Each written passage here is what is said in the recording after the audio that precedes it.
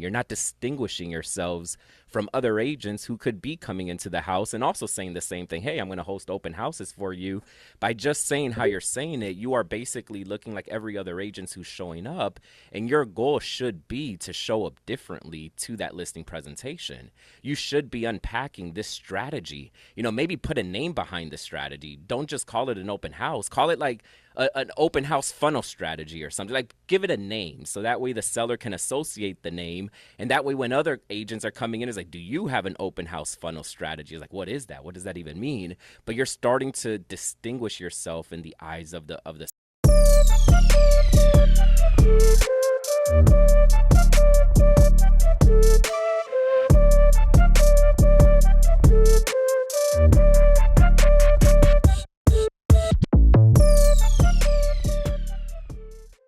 What's up, everybody? Welcome to Real Estate First Friday.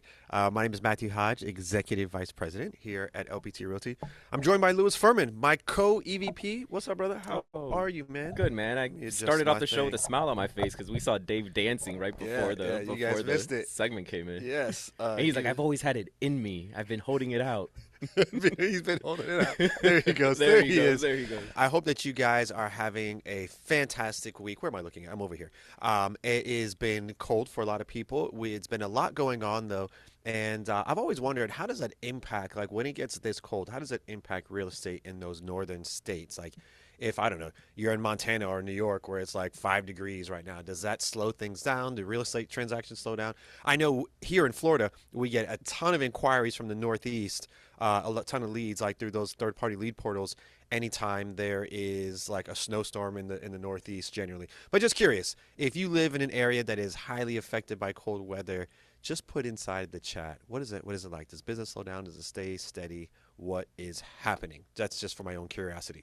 But I think it leads to a good point, because no matter what's happening, there's always something to sharpen, right? As agents, there's always something to develop. We may not have the pipeline flowing because maybe some type of weather incidents. I know, a lot of states over the last 2-3 weeks have been experiencing ice and snow and so forth. Yeah. But it doesn't mean as entrepreneurs we should be shutting everything down. We would be doing ourselves a disservice if we're not out there sharpening those swords and sharpening those knives to, show up differently, and improve our businesses. Yeah, that's right. Yeah, and like in Florida, when we have hurricane season, there's like a hurricane off of the coast of the water. There's like a certain period of time where you can't like bind insurance and things like that. So it actually does have an effect on the business. So, but yeah, you still have to be productive in that time. You can't just roll back and be like, oh, I'm just going to quit and wait till things go, you can, but you may not be as effective. And that's actually a good moment to start understanding, like, what are some of your pain points in your business? As things are shut down, like, what are your struggles? What are the pain points? Where are areas in your business that you feel that you are ineffective in? Yeah. That's right. Okay, so today's going to be very interactive. So in order for us to get the most of today, we're going to do some polls because we want to understand where people are. We want this to be a little bit of a zoom in into your business. So we're going to put some polls up. Now, these are anonymous, so nobody can see your results. What will happen is as we post the results, it'll say, hey, the percentage of people, shows option 1, 20% shows option 1, 20% shows option, but it doesn't say who they are. So we want you to be very honest about this because we want to kind of lead you down a path. We want to draw some dots here, some lines between the dots, and help people understand some of the things that can be really important to look at their business or actions that they can be doing in their business. So with that being said, is everyone okay with us asking you some questions and making this a little bit more interactive today? Give me a thumbs up, give me a heart in the chat, a little smiley face, do whatever it is. Let me know you're with me. Okay, right. Fantastic. So we're going to ask you some questions. And then also while we're doing this, if you think of some things that you want us to be talking about, if you think about some obstacles in your business, if you think about, hey, there's something I really want to know, we're going to be reading the chat and really kind of answering those questions today. So as we're going in between these polls and talking about these particular topics. So hopefully that's okay for you today. We will have a guest speaker on next week talking about lead conversion, those things. But I wanted to start because it's already 1 month in the year so far. And maybe January is a killer month for you. You've started off great. Maybe it didn't go quite as well as you wanted it to be, and we're going to have a little opportunity to calibrate and kind of look at our first month in review. So with that being said, I'm going to throw up the first poll here, and it's going to be, how do you measure your business? How do you do it? So do you measure your business by contracts, by closings, volume or by hugs. That's also a very important metric there. How did hugs make the cut? I really want we, to we understand had where did hey hugs listen, come from? if you're not getting enough hugs, there Did you could just be want what something is that wrong. A B C D? You That's needed like that that's final. it one. You could have just put all of Hugs. the above, Yeah, right? Like all of something. it. Yeah, good point. Let me explain some of these categories real quick as people are putting their votes in there. Contracts means that, hey, I'm not necessarily looking at how many closings I'm having today. I'm looking at how much contract, how much activity I'm spurring this month. Some people measure it by, hey, here's how much closings I did. So they're looking a step back. I already did the contract phase, but here's how many closings I'm looking at. Some people don't necessarily care about the quantity of closings. They care about how much volume. Hey, my goal is to sell 30 million this year, so I need X amount per month or whatever. So they're looking at the volume that their total transactions count. And then last people, some people are just really interested in being friends with people, so they measure it off of hugs. All right, so let's share the results. Here's where we are. So it looks like we have the majority of people who measure off of closings. Now, it's something that I actually want to challenge about the way that you think about that. It's no right or wrong way to be thinking about these things, but I would say the most accurate measure that you can have in your business would be measuring contracts, because you can't always control when things close, and you may have something that closes late, you may have something that closes early, and then all of a sudden now you've got this big month, and so you feel like maybe more has happened than what actually has. And so I think that contracts is the best way to show your sustained activity. Hey, every single month I'm getting 3 contracts in under contract. I'm getting, whatever. I'm getting 3 listings. I don't necessarily know when those things are going to sell always, but this is how I'm measuring my activity. So a great way. And again, there's no right or wrong answer, but I think there is a lot of value in measuring the contracts because that is closely tied to the most recent activity that you're doing. Yeah, I would definitely recommend as we're trying to evaluate, well, how do I measure my business? I would challenge you guys to evaluate it in activities that are much closer to the beginning line versus all the way to the end. Because as you said, Hodge, there's or Matt Hodge, there's so much things that can happen, from the beginning part of the transaction all the way through the end piece, and there's certain hurdles and so forth. So how do you truly like measure each and every one of those subcategories if you're not putting some type of weight inside of there to create some type of measures? Things naturally will produce. If you are out there doing frequent showings, it's inevitable that you're going to get to contracts. It's inevitable that you're going to get your closings. Like as you keep pushing closer to the beginning part, the funnel is typically really wide in the beginning stages of the equation. It gets very narrowed down at the bottom. And that actually reminds me of a conversation that I had with an agent, kind of going back to what you described early on, like what are some of our obstacles that we're experiencing in our businesses. This agent had a conversation with me where he was explaining how he felt one of his obstacles was that he was stopping short during his listing presentations. So he's getting access to get in front of sellers, and he's like, I feel like I should be doing more. I feel like I should be saying more. And, we started dissecting a little bit. First I, posed the question, like, what do you feel like your superpower is when you acquire a listing? And one of the things that he described was, I'm very good at hosting open houses. This is something I love to do. I enjoy doing. I enjoy getting out there in the community. I enjoy the process before the open house. I enjoy the process during and after. Like I just like that process of the transaction. So then I asked him, so walk me through what your listing presentation looks like. What is that listing presentation? Well, I do the usuals, right? I go in, I introduce myself, I try to unpack some of the personality traits of the seller. I tour the home. They show me around. We have this amazing white box. I showcase the white box to the seller, and I let the seller know, hey, I love open houses and I'm going to host open houses for you. And I started asking him the question, like, what does that mean? What does it mean to host open houses? Like, what are you going to do? Well, I'm going to, make sure that I'm available each and every week for us to, bring in traffic into the house so that way we can get you the most visibility. And I kind of asked, does it just stop there? And he kind of said, yeah, I make sure that they know.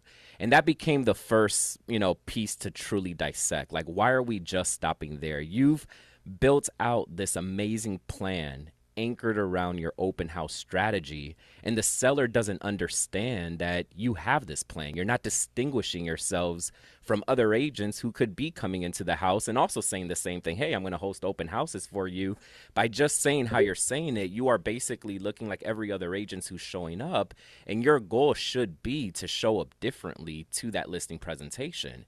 You should be unpacking this strategy. Maybe put a name behind the strategy. Don't just call it an open house. Call it like an open house funnel strategy or something. Like, give it a name so that way the seller can associate the name, and that way when other agents are coming in, it's like, do you have an open house funnel strategy? It's like, what is that? What does that even mean? But you're starting to distinguish yourself in the eyes of the seller. Explain what the strategy is. If you're doing a series of open houses, well, what does it mean for the first round of open houses? Like, what are you looking to accomplish during the first round of open houses? Hey, the first round is to give you the maximum exposure. We need to start testing the markets. Here's what I do. I create these campaigns, these initiatives leading into the launch of your first open house. Subsequent to it, these are the actions and the activities that I do. Like, just bring the seller into your world, because those little actions make the seller start understanding that you're not here to just produce foot traffic. You're here to create outcomes. That's very right. Similar to like the closing. The closing is the foot traffic,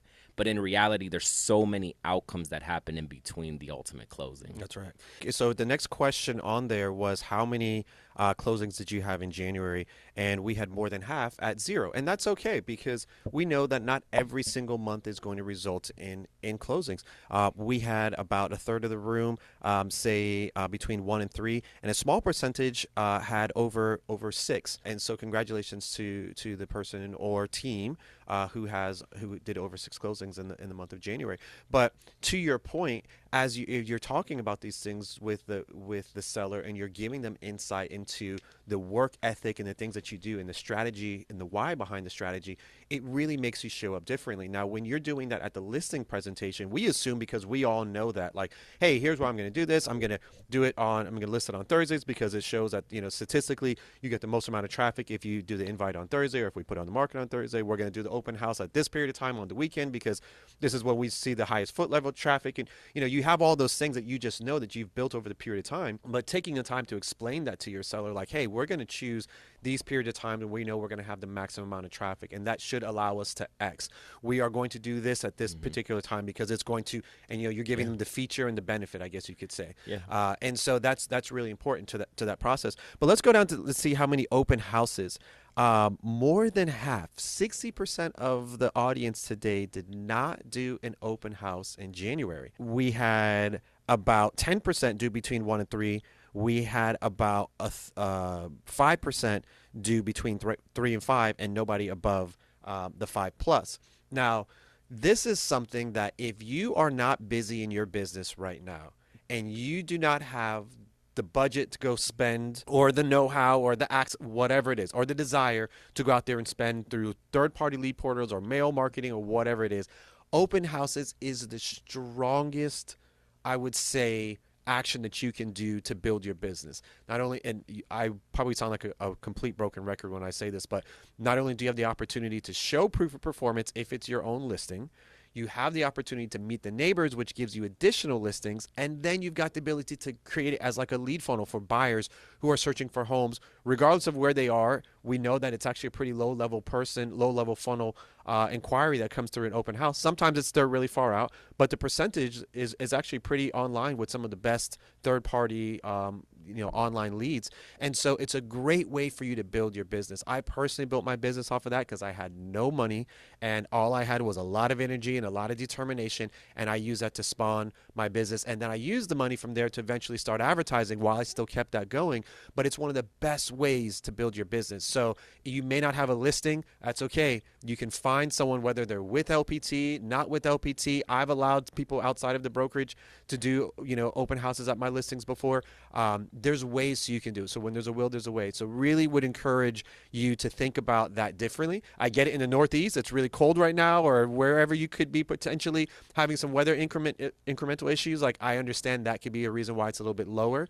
But if it's not part of your strategy and your business is not where you want it to be, I promise you, that's one of the easiest things that you can do to put Yeah, into I mean, gear. there's so many benefits around an open house. I mean, as I kind of just described with that obstacle of the agent, it's very effective for you to not only win the listing, if so long as again you're planning it correctly in front of your customer, but you unpack so much in the market by conducting these open houses. You start understanding, value. Is the value where it needs to be? Is the price point that we're ultimately at, sufficient with the current market? We're doing all of the actions that are appropriate for us to understand this. And then now also from a seller's perspective, they understand that you are putting in the sweat equity. So now if you are conducting these activities, you're conducting the open houses, you're getting the feedback of the individuals who come in. Now when you go to your seller and tell your seller, hey, I think we need to make a price adjustment because this is the feedback that I'm receiving, that's a much easier conversation to have versus just strapping the property on the MLS and the property not selling and now having to go to the seller and say, hey, we need to do this to change the price. The seller's going to ask you, well, what have we done to market the property? What have we done to understand the price? What have we done to understand that we are priced correctly? And if they see you out there putting in the sweat equity, putting in the hard work, it's going to make that conversation so much easier. Auditioning for that next listing, we keep using that phrase for open houses. Now the neighbors are going to see your hard work that you're doing to ultimately sell the house. That goes so much more than saying, hey, I'm an agent, you should hire me. They're seeing what you're doing. They're seeing the hard work you're putting in, generating buyers for that property. Hey, you're generating buyers for the property, or maybe even to grow your databases. You're building the relationships. So open houses, if you do not have it inside of your listing plan, you definitely need to, I would recommend to incorporate it inside of the listing plan because there's so much value that comes from it. And if you are in a place in your career where maybe you're too busy or your focuses are in other places and you don't have an open house strategy around you, then I would encourage you, tap the shoulder of one of our fellow LPT agents, tap the shoulder of one of our fellow colleagues, and maybe have them, because I'm sure we have many family members who would be interested in taking up, on that opportunity. A lot of the agents who may be in the poll indicated that they had not conducted an open house. Like, lean on your fellow agents and build that relationship with others inside of the LPT family. Yeah, and we did get some questions. Can we hold open houses for listings outside of our brokerage? Yes, you absolutely can. What you cannot do is take people's photos or advertise it as an LPT listing. You cannot do that, but you can do, if you choose to do that, you would have to have an additional documentation, which is a permission to do that. And that would have to be signed by the listing agent and the broker who owns it. But you can hold it open and advertise your open house, even if it's a listing with a different brokerage. And you can also allow that on your listing from a different brokerage. So that is that. I'm gonna bring this back up real quick. I want to share something which I think this is super encouraging. If you look here, our last question here: how many appointments in January? The majority of the people here were either between 1 and 3. That was actually our biggest bucket, which is nice that there was not a lot of 0. There 3 to 5 was kind of like your next bucket, and then 5 plus. So there was a lot of people who are setting appointments in January. Now, what ends up happening is it's a cyclical business, right? So the activity that you're going to do today is going to start to show up in transactions as people start to get to that Q2, and the Q1 period. We're going to see kind of the first initial pop as we see taxes start to get tax refunds start to be issued. Now, just so that you know, they are expecting to see higher tax returns this year than previous year. I heard a stat that last year we saw about an average of $3,000 per member of a household was the average return for last year. This year, they're expecting it to be $4,000, which is 25% higher. So you are going to see a little bit more money flowing in the economy. What that means is that you could potentially see more real estate activity from this. I get it's not going to be a whole lot, but it could be. So what you want to do is put yourself in position that as these liquidity things start to happen within the market, you are in position. That's starting to get to the very first part of the cycle of the wave, of that cyclical nature of our business, which is hotter during the summer months than it is in Q1 and Q4. So I guess all that to say is that you've seen a lot of people who are setting appointments. And so, what are we setting those appointments about? Is it about building a strategy for purchasing? Is it for selling? Is it saying, hey, when you have an opportunity this year, like it's important that at the very beginning of the year, you're building these plans out because it really does make an impact on your year. I never really look at closings in the month of January as like the health of the business because you're coming off of Q4. Mm-hmm. It could be kind of suppressed. You're right in that one little odd window where things may kind of line up where no one's really contracting in December, because you've got, Christmas and New Year, like all the things. And then in February, we start to pick back up and maybe you have a bigger February. So if you didn't have a closing in January, don't be discouraged, but certainly make sure that you are putting in the sweat equity right now to be setting those appointments because that's what's ultimately going to make your year Yeah. as we get into the, Yeah, the, yeah, the busier season. and that's why it's so important to have measures of success in each one of these like categories. Because without the appointments, like there's nothing that's going to happen behind that. Like if we're sitting here today and we're saying, "Hey, we don't have any appointments on the books," well, we need to understand. Well, without appointments, we're not going to have showings or listing presentations. Eventually, we're not going to have contracts. We're not going to have closings. So, what activities do we then really have to start doing in order to try to fuel the appointments? Like we need to understand that roadmap of a transaction. And are there things that we could be doing to generate those appointments and create those opportunities for us? And then secondly, as we're attending these appointments, we definitely want to treat each and every appointment with all seriousness.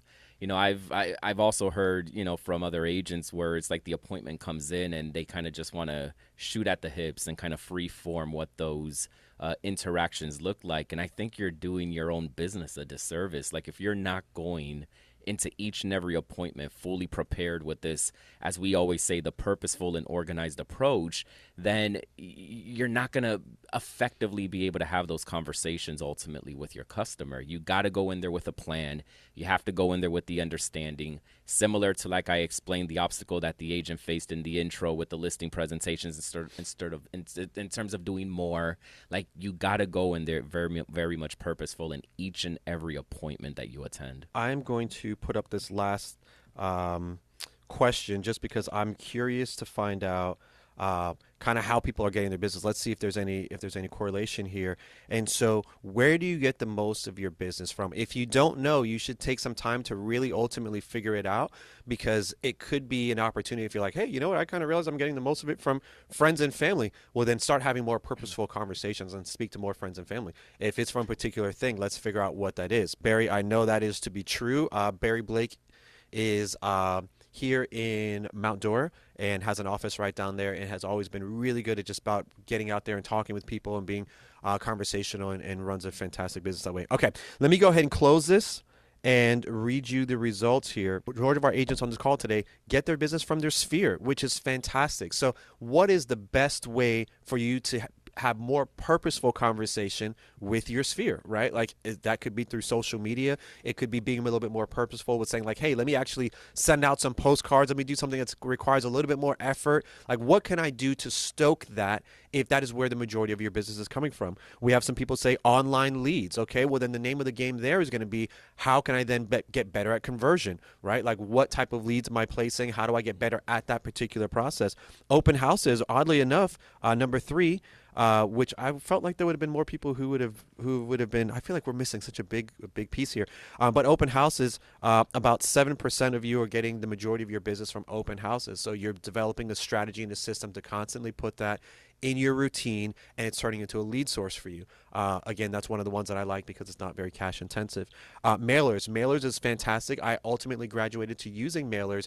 It does take quite some time for it to take hold, so you really have to have kind of a larger budget. But once you get that engine running, it's one of, I think, probably one of the best. Oh, and Choice 5 was in there just as a mistake. So we had 4 people Choice 5. That must be some code word. Choice 5. I grow my business through Choice 5. Yeah, that's funny. I want to touch a little bit on the the sphere concept, and this is something that we've discussed here on Real Estate First Friday a few times now. But I think it's important for us to like understand this concept. Like, if you received a customer who was not a sphere deal, maybe they were a lead, maybe you found them in an open house or through one of the other sources. They like understand this, like they do not have somebody in their inner circle who is an agent that they trust or an agent that they know. I like to call that a vulnerable sphere. If they're reaching out to you, is because they don't have that family That's right. member, friend, somebody inside of their sphere. Very similar to like your sphere. If one of your family member, friends, colleagues is looking to buy or sell a house, who are they going to reach out to? Hopefully, you've planted yourself inside of that sphere that they're ultimately going to reach out to you. So now you have this customer who reached out to you through these other means, which again, number one, it means it's a vulnerable sphere. They don't have somebody in their sphere who is that premier agent. So now what should you do? You should be figuring out, how do I now plant myself inside of that sphere? What are the actions that I can take to make that person make the recommendation to me, to foster recommendations and foster referrals? So that way, when they're in their inner circles and people are discussing, hey, I want to buy or sell a house, you now become that premier agent in the eye of this sphere that you did not even know existed. And there are so many agents out there that build a business around building relationships inside of real estate, which is so important. So, like, just understanding that piece, like, okay, this person reached out to me, can very much create this brand new cog and this brand new wheel in your business that you never truly understood.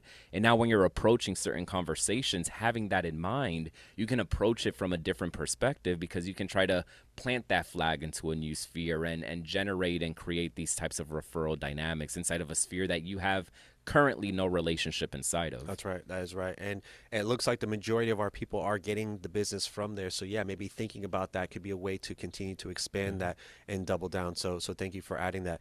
Ariel, I saw that you said that you got a listing last year over the neighborhood, I guess, expert due to LPT marketing. So congratulations on that. We love to hear that story. Okay, so we are just about at time, but one thing I want to just take away from today is, let's think about how we're measuring our business. I had a conversation with someone the other day, and they were like, I don't really measure it by how much money I want to make. And I don't either. That's not really the thing that I use. I've always kind of measured it by activity, which is the thing that I can control. And so I've always been like, hey, how many calls am I doing? How many, people am I reaching out to? How many mailers am I sending? Like, that was always my thing. And then I tweak conversion based on there. So think about how you measure your business, particularly going into the beginning of the year. You've got a lot of time to course correct. So let's figure out what's working for you and what's not. We're at the very beginning of the, of the busy season, where, in the next probably 30 to 45 days, we're going to see, that activity start to increase. So let's think about how we're measuring, so we know what to do during that period of time. And then two, when you think about where you're getting your business, okay, if we're getting it from our sphere, how can we do something, just one thing, a little bit more purposefully? Whether it's, hey, you know what, let me just make sure that I'm doing one additional social post per day or per week. Let me just send out a couple different text messages asking people, whatever it is that your superpower is there, let's figure out how to do just a little bit more. So what we're doing is that we're eliminating the things that don't work for you, and we're becoming more purposeful for the things that you are getting business from. And that is a slow evolution of building your business and really making that identity. So we're going to go ahead and leave it there. I'll give you a quick preview of what's coming up next week. So next week on Motivational Monday, if you haven't seen either myself or any of the executives' social posts, we did some acquisitions last week with Reside and Humanize. We're going to be explaining what that means on Motivational Monday. I know there's lots of questions around that and how we're going to benefit from that. So we're excited to talk to you about that. Robert Palmer, founder and CEO, has been at Inman this week, talking about some of those things, talking about the state of the market. So we're excited to hear how that trip went on Monday. So please join us on Motivational Monday. We're going to walk you through those things. We're also doing Dave's release. Make sure you're listening to the pre-roll on Monday. We're going to put out Dave's new song, Golden Princess, and we're excited to hear that. And so make sure you tune in for that as well. But anyways, have a warm weekend. Have a blessed and prosperous weekend. We'll see you on Monday for Motivational Monday, and we'll talk to you soon.